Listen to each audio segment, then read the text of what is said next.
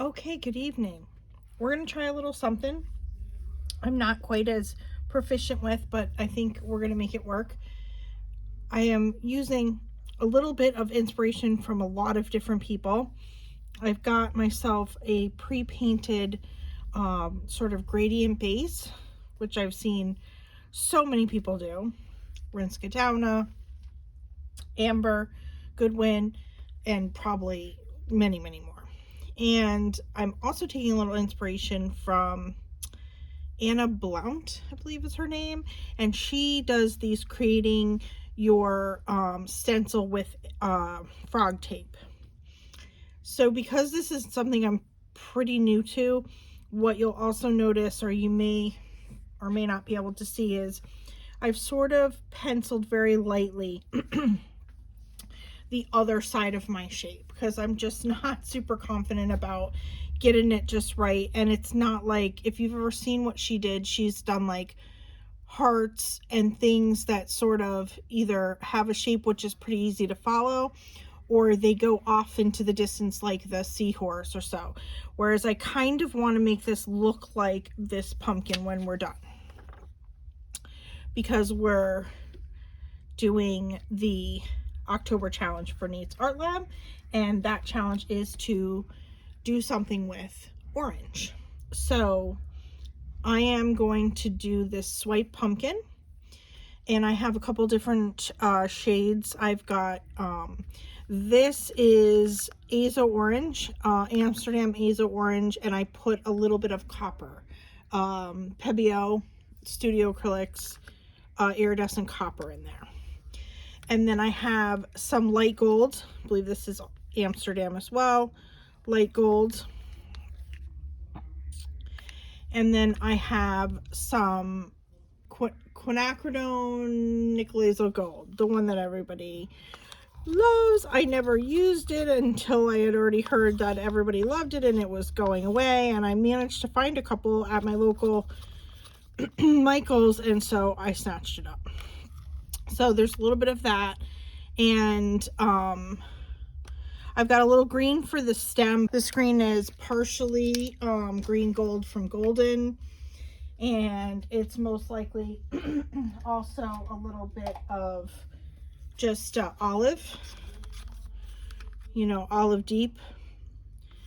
So that's gonna be for the stem. And then I was also thinking, if I had the ability, I was going to try to put some of the colors down below, like leaves. I don't know if you, again, going back to the inspiration piece that really kind of is inspiring all of this, where Anna did her shape and then she kind of had like polka dots and things around it.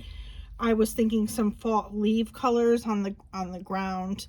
So the other thing I'm going to do, again, to try to like give me some more handicaps beside my little pencil mark on the side, is I think I am going to spread a little bit of transparent base down inside my shape. And the other piece of this, there's a theme going here. It's trying something new, or something that I'm not quite as proficient with.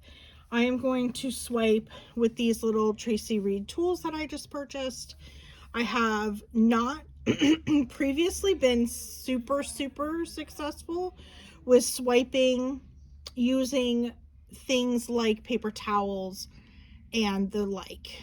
I am fairly proficient with a palette knife, so I have it at the ready, but I'm going to try to use these, and I am going to use some Australian Floetrol mix, white cell activator, no silicone, which is what Anna had used in hers, but I just don't have any. And I have all of this Amsterdam cell activator. I have black and white, but I think I'm going to stick with white. And because I'm just going to dip my swiping tool lightly in the white, and then just swipe across. So without further ado, let's just see what we get. Let's get going.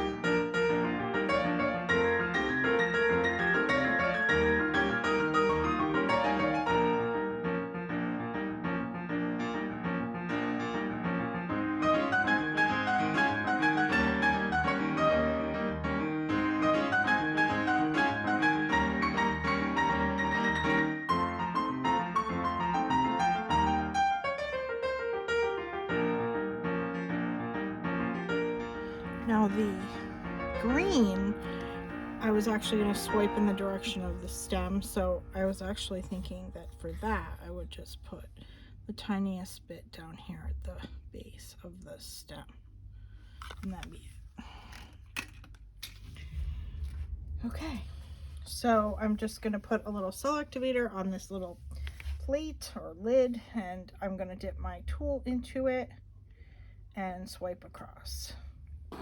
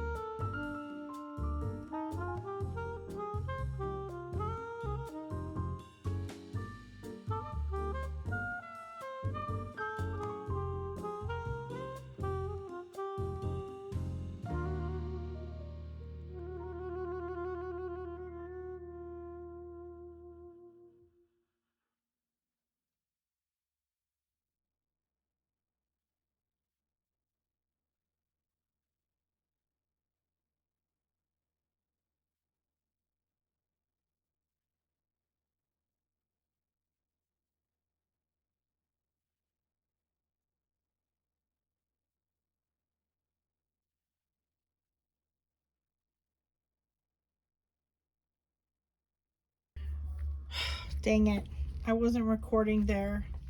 I had an alarm that went off, and I guess it shut down my recording, and I didn't realize it.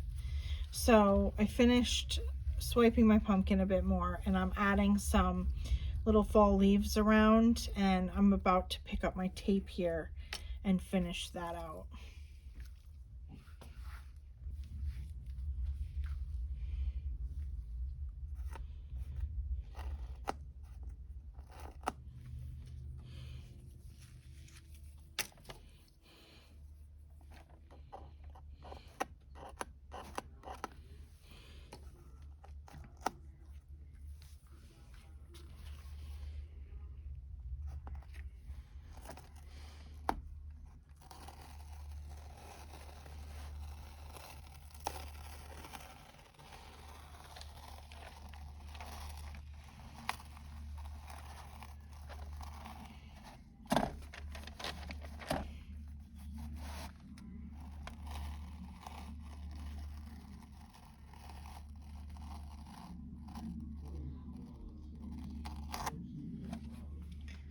Okay.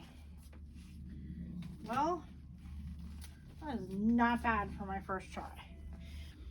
The green definitely bled underneath the tape a little, but I could always touch that up when it's dry. I can also try to wipe some of that bleeding edge off. Just don't.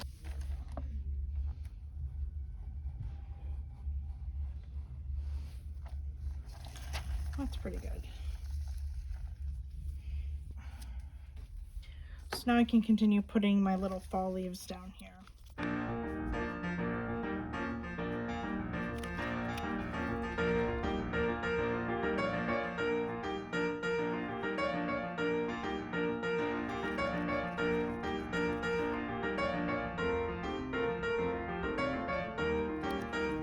Here's my dry result of this little pumpkin, and I have to say I'm actually pleasantly surprised. It's no great masterpiece, but it's absolutely adorable. Let's have a look. So, as I suspected, the transparent base did in fact just leave transparency for that background that I had pre-painted.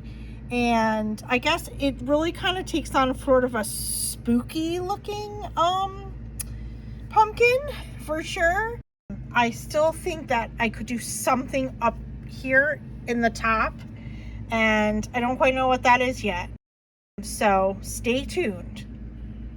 I am going to take this and embellish it a little with some changing leaves, colors of changing leaves sort of in the background, like they're far away. Like the pumpkin's huge here on the canvas, so my theory is like we're looking at this pumpkin like right up at the pumpkin, and so way off in the distance I just want to have some colors of changing leaves. So what I've done is I have a little, natural sponge, which I've simply, it's got some paint on it already because I'm kind of testing out how it's going to work.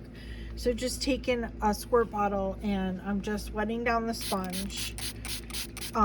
Pretty wet, but not so much that it has to be wrung out, And I'm using the same fluid paints that I had before for all of this. I'm just, putting them down on this little plastic sort of makeshift palette, and I'm going to start with some of the green. And if I look out my window, all the tops of the trees are the colors and the bottoms are still green. So I'm just going to put a little bit of green near the bottom here.